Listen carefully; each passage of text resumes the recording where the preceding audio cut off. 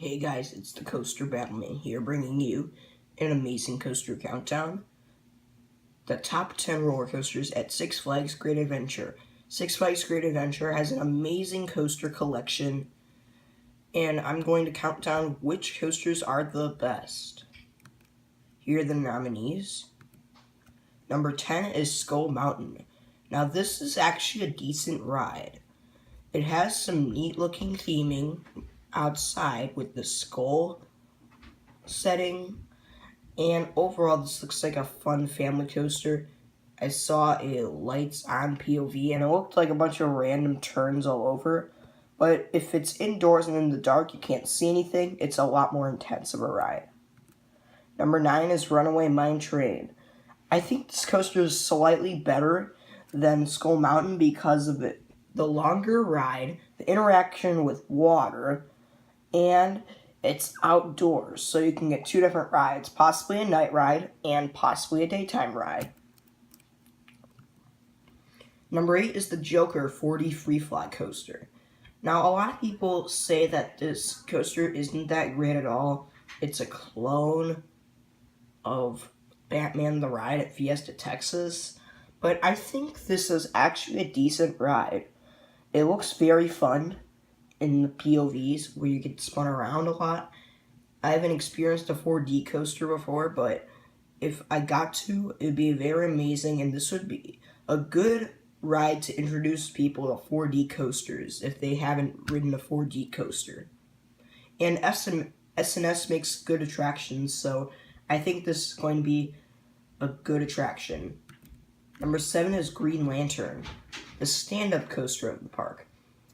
This coaster may be a stand-up coaster, but it has one of the coolest drops out of any stand-up coasters. It's not one of those curved drops, and there's some good inversions. Overall, this is a decent stand-up.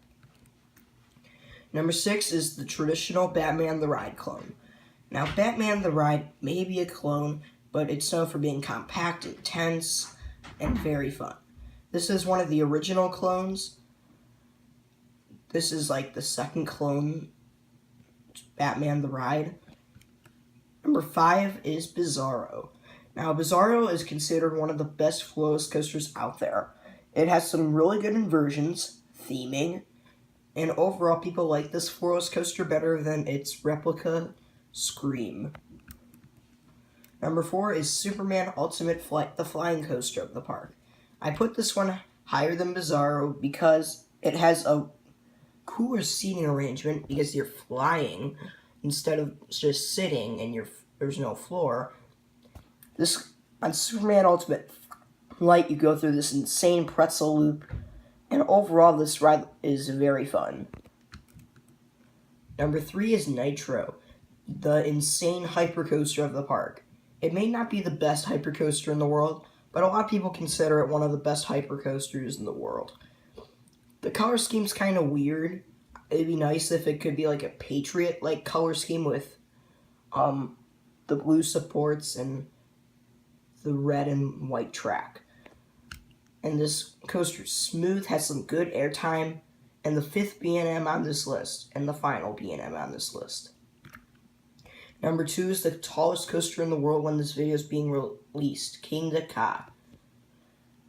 This coaster is very tall, 460 feet tall, with 130 mile an hour launch. This ride is very forceful, very fun. It may not be as smooth as Top Thrill Dragster, but still, you at least experience the tallest coaster in the world, which is something very awesome, and overall Kingda Ka is one of the best coasters at Six Flags Great Adventure, but not good enough to be number 1, which is El Toro, the insane wooden coaster of the park. A lot of people consider this the best wooden coaster in the world, maybe even the best coaster in the world. This coaster has so much good airtime, intense turns, and this looks like one fantastic, intense ride. This looks like my type of intense, intimate woody. Thank you for watching. Stay tuned for more videos.